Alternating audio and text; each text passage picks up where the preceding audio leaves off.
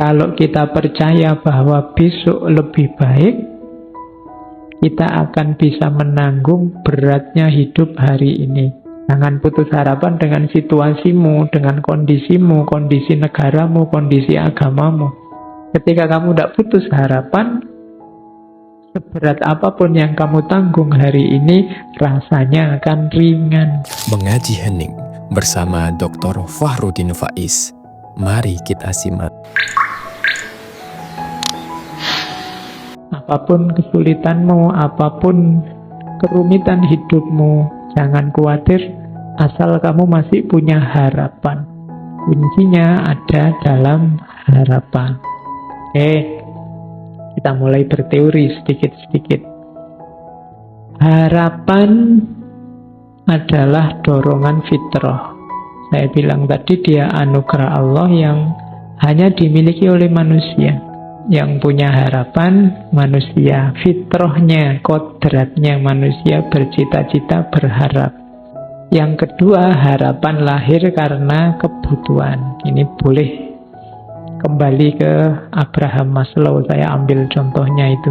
Karena kita ingin survive, karena kita ingin aman, karena kita ingin mencintai atau dicintai, kebutuhan untuk status, kebutuhan aktualisasi diri. Dari sini kan muncul harapan-harapan. Jadi harusnya secara fitrah manusia itu berharap. Jadi manusia itu, kalau bahasanya komputer, itu program yang kompatibel untuk hidupnya manusia itu adalah program harapan, bukan program keputusasaan. Kalau kamu menginstal keputusasaan, harusnya crash dengan hidupmu. Jadi orang-orang yang pesimis, putus asa, itu sebenarnya menyalahi fitrahnya. Makanya Allah benci. Disebutnya kafir atau kufur. Selain itu, harapan juga di teori yang lain disebutkan lahir oleh situasi hidupmu, termasuk dari masyarakat. Jangan dikira harapan-harapanmu itu hasil pikiran dan pilihanmu sendiri. Secara tidak sadar sebenarnya masyarakat sekelilingmu, mulai orang tua, guru, teman, tetangga, ikut menentukan harapan-harapan hidupmu. Jadi ada programming dari masyarakat sekitarmu. Maka jangan gaya, jangan merasa bahwa saya ini bebas loh Pak, cita-citaku, keputusanku sendiri, enggak. Di situ ada ilustrasinya, biasanya anaknya pedagang itu ya mentalnya dagang dan cepet. Kalau disuruh berharap untuk dagang, anaknya guru juga begitu, anaknya pemikir juga begitu, biasanya. Jadi cita-cita, harapan itu mix antara fitrah individu, kebutuhan masing-masing orang, plus programming dari masyarakatnya. Jadi teori ini mau bilang bahwa setiap orang harus sadar sebenarnya kebebasan mutlak untuk manusia itu tidak ada. Kamu yang merasa bebas sebenarnya tidak bebas juga. Masyarakatmu pasti mempengaruhi ekspektasi dan harapanmu, bukan keinginanmu sendiri. Ketidaksadaran ini nanti sering membuat orang jadi patah hati, stres, depresi, konflik. Menegaskan arah dan orientasi hidup, meningkatkan kemampuan menghadapi kesulitan. Itu ada saya kutipkan sebuah quotes dari Biksu Thich Nhat Hanh, dari ini biksu Zen Buddhisme dari Vietnam. Dia punya torekot, kalau bahasa Islamnya ya, dia punya order of interbeing. Jadi kita kan selama ini interreligius, interrelasi, dia punya order of interbeing. Jadi tidak cuma sesama manusia, sesama makhluk, tapi saling berhubungan dengan segala yang ada. Katanya Thich Nhat Hanh, hope is important. Harapan itu penting sebab dia akan membuat momen saat ini tidak terlalu sulit untuk ditanggung. Kalau kita percaya bahwa besok lebih baik, kita akan bisa menanggung beratnya hidup hari ini. Itu enaknya punya harapan. Jangan putus harapan dengan situasimu, dengan kondisimu, kondisi negaramu, kondisi agamamu. Ketika kamu tidak putus harapan, seberat apapun yang kamu tanggung hari ini, rasanya akan ringan. Kenapa? Tenang aja, besok enak kalau harapan kita terpenuhi. Kalau tidak terpenuhi, berharap lagi. Selama kamu masih punya harapan, masih enak. Hidupmu kiamat kalau kamu sudah tidak punya harapan. Jadi, tanggunglah kesulitan hari ini dengan harapan. Jadi solusinya gampang. Kamu tidak punya uang, nggak apa-apa sumpek sekarang. Bayangkan besok ini puasanya, besok kamu kaya raya. Itu kan kamu lebih enteng nanggungnya sekarang. Kamu jomblo sekarang tidak apa-apa. Bayangkan besok dapat yang terbaik, Nah, itu kan kamu jadi enteng. Pakai teori yang orang bilang biasanya kalau pacari gonta-ganti dapatnya yang jelek. Aku kan tidak punya pacar, mesti intuke sing apik misalnya. Jadi berharap tidak membuatmu jatuh. Tidak ada yang bisa mengalahkanmu selama kamu masih punya harapan. Kok kamu kuliahmu tidak lulus-lulus? Tidak apa-apa. Saya masih berharap tidak ter-DO. Kok kamu ter-DO? Tidak apa-apa. Saya masih berharap masa depanku bagus karena ijazah dan gelar itu tidak segalanya. Kan gitu. Kok? Iya. Kok kamu susah di karirmu karena tidak punya ijazah, tidak apa-apa. Karir itu kan cuma satu aspek dalam hidup. Masih banyak aspek yang lain. Loh kan itu enak. Selama kamu masih punya harapan, masih punya jangkauan ke depan yang kamu impikan kan tidak masalah. Ya. Kamu mau kerja apa? Ijazah tidak punya, keterampilan tidak punya. Ya gampang nyari istri yang kaya aja misalnya. Masih ada harapan. Oke, terus jadi perannya kunci harapan itu. Itu yang terakhir ada quotes dari Henry Nouwen. Henry Nouwen itu pastor Katolik dari Belanda. All great spiritual leaders in history were people of hope.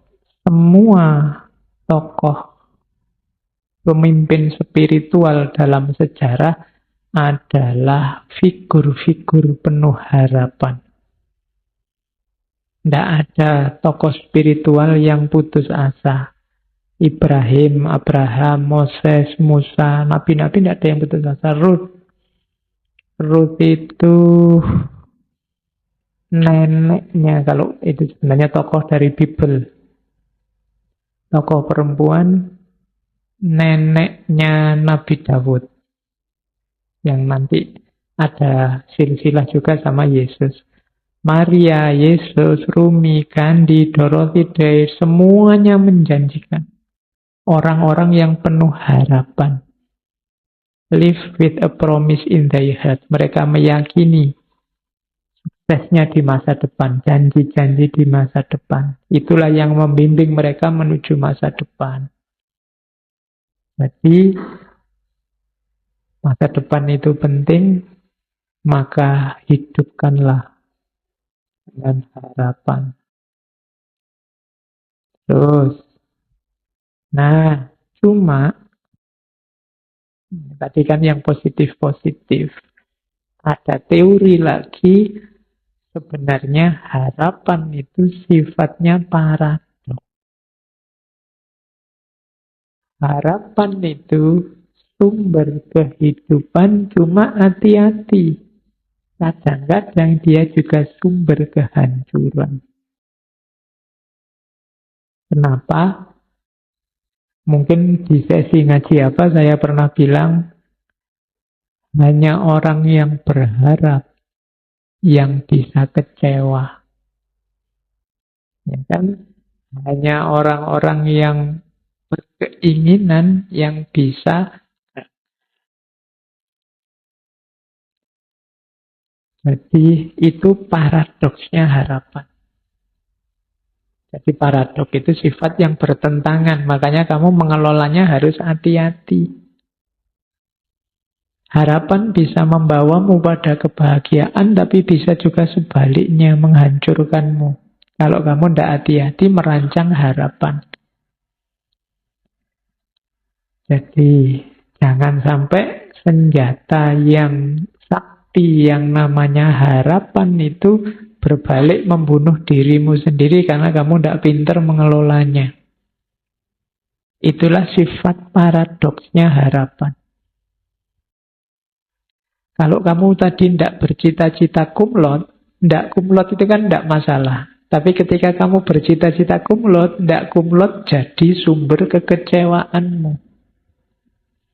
Kalau cita-citamu, harapanmu hanya lulus saja, kumlot tidak penting. IP berapapun tidak masalah, yang penting lulus.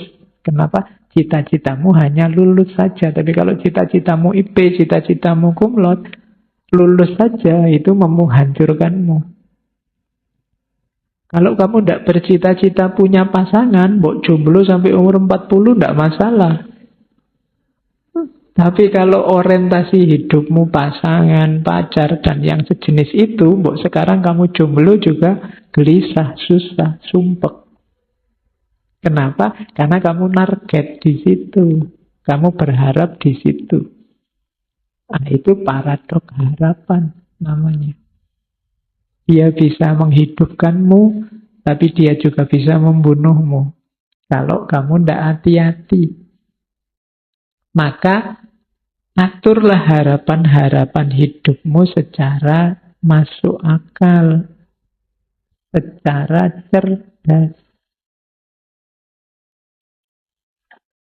Rancang harapanmu paling tidak di 4 ciri.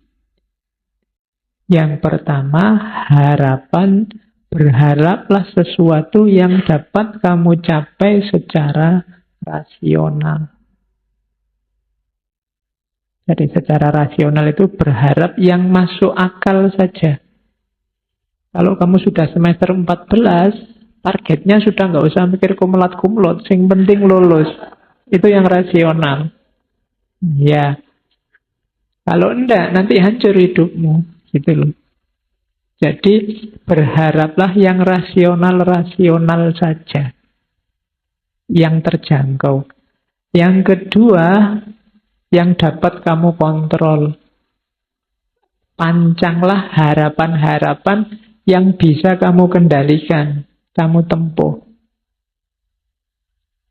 Misalnya kamu sadar bahwa suaraku itu jelek kok Pak, tapi saya cita-citanya penyanyi. Nah, itu kan agak berat perjuanganmu kalau sampai ke sana. Jadi salah kamu mungkin milih harapannya. Kalau pencipta lagu tidak apa-apa, kalau penyanyi susah karena hubungannya sama suara. Nah, itu harapan yang tidak bisa kamu kontrol, itu agak susah.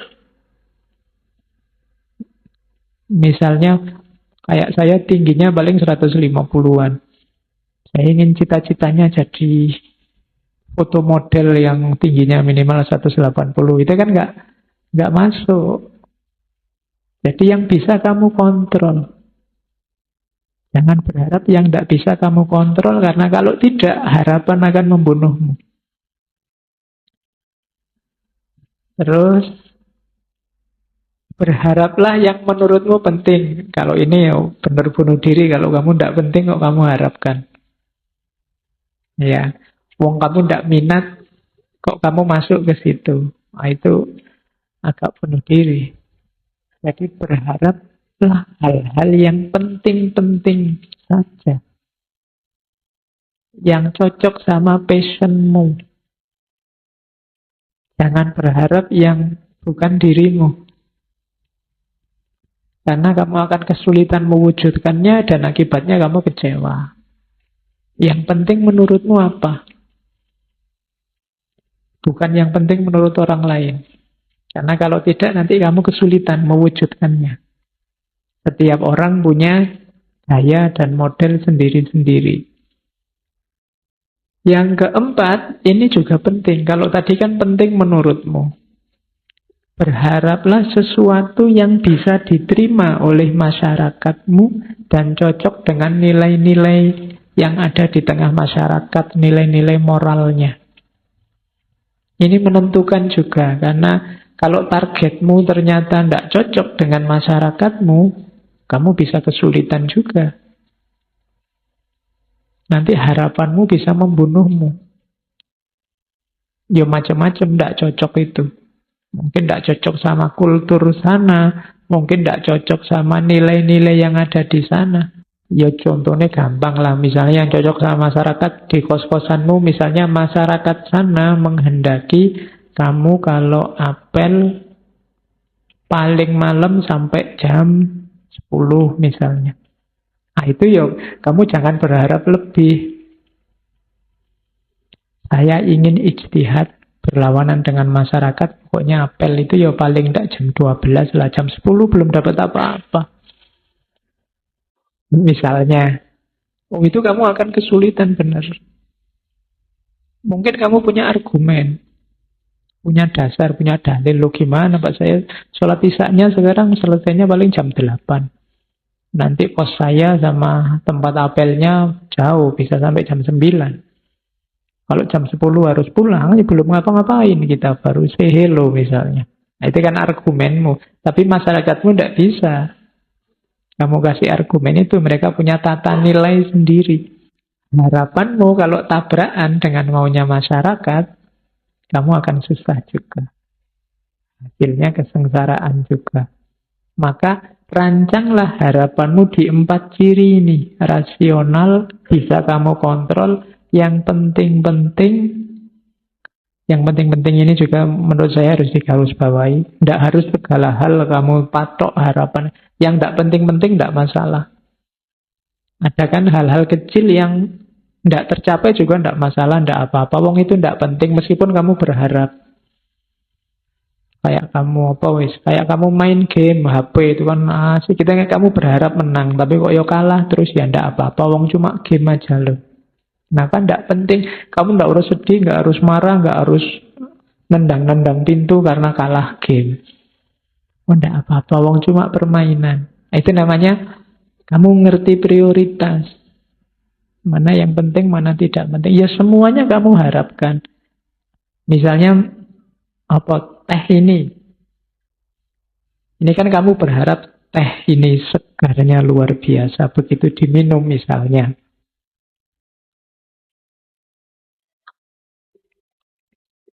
Kok biasa ya? Misalnya, itu kan kamu kecewa. Tapi ya enggak apa-apa, wong ini enggak prioritas kok. Meskipun tadi aku berharap kan enggak masalah, enggak penting. Beda tadi sama urusan kuliahmu, sama urusan masa depanmu, itu kan jauh yang lebih penting. Jadi berharap, patoklah yang kamu anggap penting-penting saja. Dan yang terakhir, hati-hati dengan norma-norma dan nilai-nilai di tengah masyarakat. Karena masyarakat itu juga harus jadi pertimbanganmu. Mereka punya logika sendiri, mereka punya standar sendiri. Nah, komponennya harapan ada 3. Tidak usah dibaca definisinya, agak bulet. Harapan itu butuh yang pertama goals, tujuan. Yang kedua pathway, jalannya. Yang ketiga agensi, orangnya.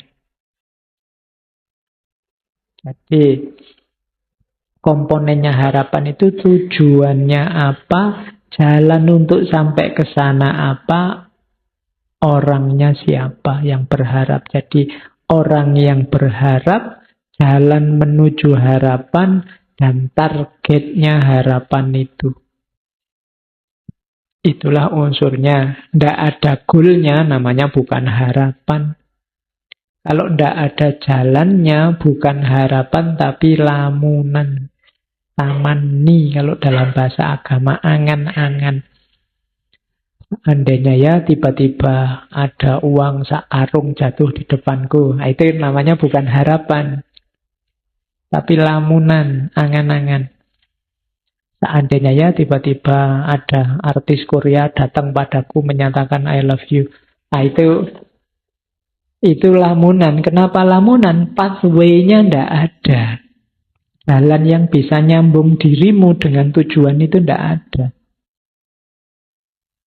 Wong kamu bahasa Korea yang ndak bisa, duit untuk jalan-jalan ke Korea juga ndak bisa, nonton show-nya Korea juga ndak punya uang. Jalannya ndak ada. Untuk ketemu ndak ada. Nah, itu ndak ada pathway-nya. Maka namanya angan-angan. Untuk lengkap disebut harapan, jalannya ada, strategi menuju ke sana ada, goal-nya ada, tujuannya ada, dan orangnya juga mau. Jadi ini harus lengkap. Kalau tidak ada orangnya, Pak, ya sama aja bohong. Ada jalannya, ada tujuannya, orangnya yang berharap tidak ada, ya tidak jadi cerita. Jadi itu 3 komponennya. Penghalangnya juga ada 3. Yang pertama emosi, yang kedua stresor, dan yang ketiga surprise event. Kalau emosi jelas. Emosi-emosi negatif itu mungkin menghalangi jalanmu mewujudkan harapan. Jadi kamu terburu-buru, atau kamu males, atau kamu ngamuan, atau kamu merasa minder, atau kamu terlalu pede, itu kan emosi-emosi. Itu sering jadi penghalangnya harapan. Cita-citamu segera dapat pasangan, tapi kok ya mentalmu minder. Kalau ndak ada orang aja kamu postingnya, teriak-teriaknya selalu tentang perempuan, pasangan. Begitu ketemu, nderedek. Grogi. Ndak bisa ngomong, ya sama aja. Emosi ternyata penghalangmu. Yang kedua stresor. Kalau stresor ini nanti berpengaruh ke emosi. Tapi stresor itu sesuatu yang menghalangi, yang menekanmu sehingga tidak bisa mewujudkan harapan. Kayak kamu pengen cepat lulus, tapi kok ya kamu kerja. Kerja ini kan jadi stresor, namanya membuatmu stres. Nah, ini pengen cepat lulus, tapi kok ya harus kerja ya. Nah, itu kan stresor namanya. Pengen jadi orang soleh, tapi kok ya susah yang ngaji itu ya, misalnya. Itu kan ngaji jadi stresornya. Jadi penghalang harapan itu emosi, stresor, dan yang ketiga surprise event. Kalau 1 dan 2 mungkin kamu bisa ngatur, tapi yang ketiga ini susah. Surprise event itu, hidup ini kan serba tidak terduga. Kamu sudah niat-niat pokoknya sampai saya lulus S2, jangan sampai ada pacar, jangan sampai ada perempuan atau laki-laki yang mengganggu. Kok ya dilalah, ada event yang membuatmu jatuh cinta, dia juga oke, sama-sama oke, ini surprise event. Waduh, tadi prinsipnya mau dilanjutkan apa enggak ya? Kalau dilanjutkan kok ya eman-eman. Harapanmu enggak terwujud untuk enggak punya pasangan sampai lulus. Itu namanya surprise event. Kamu ingin IP-mu sempurna tiap semester 4 terus. Tapi kok yang dilalah semester ini kamu bareng sama sakit misalnya. Nah, itu surprise event. Itu juga menghalangi harapan. Banyak peristiwa-peristiwa yang tidak terduga. Jadi, ya kayak kamu mau berangkat kuliah itu loh. Sudah kamu niati berangkat pagi-pagi, kok yang dilalah naik bis, transnya mogok misalnya. Jadi kalau ditanya dosen mogok Pak, kayak gitu. Itu trans mogok itu surprise event. Jadi peristiwa tidak terduga. Oke. Ya nanti kalau kamu nulis surat izin ke dosenmu itu, mohon maaf saya tidak bisa masuk hari ini Pak karena ada surprise event. Jadi ada peristiwa tak terduga yang membuat saya tidak bisa masuk kelas. Ya, karena hidup itu kan tidak semulus rencana kita. Kita maunya ke sana ada surprise event. Kamu nembak dia malah yang kena temennya misalnya. Itu kan surprise event. Jadi itu penghalang harapan. Kayak kamu dulu mungkin zaman SMA terus mau kuliah, kamu membayangkan, wah besok kalau saya di Jogja mau jadi mahasiswa yang soleh, tiap hari ke masjid, nanti apalan ini, tahajud, rajin, ngaji. Begitu jadi mahasiswa, lupa semua. Kenapa? Banyak surprise event, Pak. Jadi banyak peristiwa tak terduga yang semakin jauh dari cita-cita. Oke. Ya sama kan saya sering mengilustrasikan kamu waktu kecil dulu waktu ditanya cita-citanya apa? Jadi dokter, jadi pilot, jadi guru gitu kan. Lurus, tapi kan peristiwa macam-macam. Banyak surprise event, sekarang kamu tidak bisa jawab lagi kamu ingin jadi apa. Ya, masa tetap ingin jadi dokter, wong yo kuliah di Usuluddin misalnya. Kan tidak bisa, kenapa? Peristiwanya sudah ganti. Ya, masa Usuluddin dokter, dukun mungkin bisa.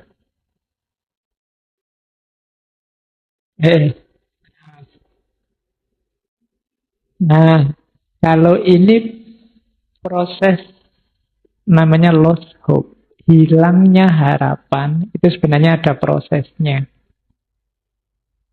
Ketika harapanmu masih penuh, itu masih motivated, masih full.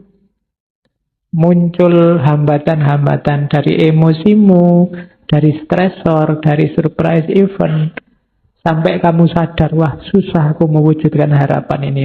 Lahir fase kedua namanya rage. Rage itu kemarahan. Aku kok tidak lulus ya semester ini, aku kok jomblo terus ya, kemarahan. Marah ini kalau terus-terusan nanti lahir despair. Despair ini semacam hilang, kadang-kadang diterjemahkan putus asa. Jadi ini sebenarnya bukan kok tujuannya tidak tercapai, tapi agennya sudah menyerah. Bukan berarti dia tidak percaya sama tujuannya, dia tidak percaya sama dirinya, itu namanya despair. Jadi yang pertama hope, turun sedikit jadi rage, turun lagi jadi despair. Orang biasanya frustasi itu despair. Kok tidak kena ya tujuannya, lama-lama dia tidak yakin kalau dia bisa. Udahlah, tidak mungkin aku lulus misalnya, itu despair. Nah, despair itu bisa nyampe lebih bawah namanya apati. Kalau apati itu tujuannya juga sudah hilang dan dia tidak yakin tujuan itu tujuan yang bisa dicapai. Itu namanya apati. Tidak mungkin ada orang yang bisa lulus. Nah, itu namanya apati. Jadi kalau apati itu dia sudah tidak percaya sama tujuannya, tidak percaya sama dirinya. Itu namanya sudah apatis. Tidak mungkin lah Pak, saya bisa jadi orang soleh, jadi orang alim, wong saya koyong ini, misalnya. Itu sudah apatis. Tapi kalau despair itu, saya ingin sebenarnya Pak jadi orang soleh, tapi ya apa mungkin saya bisa? Itu despair. Kalau rage itu, saya ingin jadi orang soleh, tapi kok ya sulitnya, banyak sekali halangannya Pak. Itu rage, mengeluh. Yang paling atas, motivated itu, saya pasti bisa jadi orang soleh. Sekarang sih belum Pak, ya kira-kira 20 tahun lagi lah Pak. Nah itu motivated namanya. Tidak apa-apa jauh, tapi kan masih semangat. Nah jadi itu proses dari berharap sampai apatis, sampai putus asa. Kalau di agama kan bahkan sampai level despair aja jangan, putus asa saja jangan. Putus asa itu kan kamu tidak percaya bahwa dirimu bisa mencapai tujuan itu. Kalau apatis dia sudah skeptis sama tujuannya apa ya, mungkin tujuan semacam itu sudah apatis. Jadi agama bahkan yang paling bawah aja, yang nomor 3 itu saja sudah jangan. Oke, terus kalau ini membangun harapan atau membangun kembali harapan. Tadi kan punya cita-cita kok terus gagal, despair. Nah, kalau ini dibangun lagi yuk. Biar kamu tetap bisa berharap. Yang pertama apa? Goal setting. Ayo ditegaskan lagi. Kamu ingin apa sih? Itu namanya goal setting. Kamu ingin mengharapkan apa? Cita-citamu apa? Yang semula sudah mulai buram, sudah mulai blur karena kamu tidak yakin. Sekarang ayo digarisbawahi lagi, ditegaskan lagi. Setelah itu, identify viable pathways. Kira-kira, ayo diidentifikasi, kamu bisa nyampe tujuan itu lewat jalan apa? Diidentifikasi dulu jalannya. Terus, biar semangat, creating future memories of success. Bayangkan, kalau nanti kamu sukses, kebahagiaan apa, kenikmatan apa yang akan kamu alami.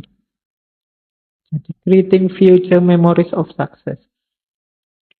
Bayangkan, bikin gambaran-gambaran.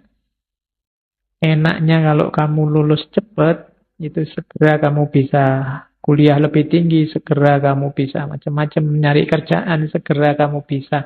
Nah, itu bayangan tentang kesuksesan hidup kan.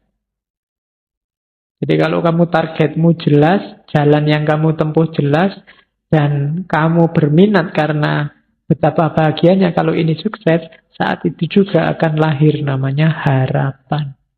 Kalau jalannya ndak ada, namanya bukan harapan, tapi angan-angan kayak tadi. Kalau goalnya ndak ada, ya namanya bukan harapan, wong ndak ada tujuannya kamu mau kemana. Kalau angan-angan, bayangan kesuksesannya ndak ada, kamu ndak akan bersemangat untuk mencapai harapan. Jadi membangun harapan itu urut mulai target, jalannya, kebahagiaan yang kamu raih. Setelah ini kamu boleh, mumpung ini masih awal tahun 2019 ini, harapanku apa saja. Nggak usah banyak-banyak, karena biasanya kalau lagi semangat nulis harapannya, tahun ini target saya 20 Pak, itu terlalu banyak. 2, 3, 4, 5 yang agak besar-besar, yang penting-penting saja ditulis. Nggak usah yang nggak penting. Nggak usah nulis, saya target saya Pak, setiap kali makan di warung itu harus, kalau kemarin sekali makan 10.000, mulai tahun ini minimal 12.000, misalnya tidak usah ditulis. Seandainya memang itu targetmu, tidak penting. Target yang penting-penting, daftarin, tidak usah terlalu banyak. Plus jalannya. Yang berat mungkin kamu harus merancang jalannya. Untuk bisa ke sana, Pak, saya harus menyisihkan waktu, saya harus menyisihkan uang, saya harus tiap malam melakukan ini, tiap pagi melakukan ini, itu jalan namanya. Sambil kamu hidupkan terus bayangan-bayangan kesuksesannya. Itu awal dari hidup yang penuh harapan. Nah, ini strategi untuk membangun kembali diri dan jalan tentang harapan.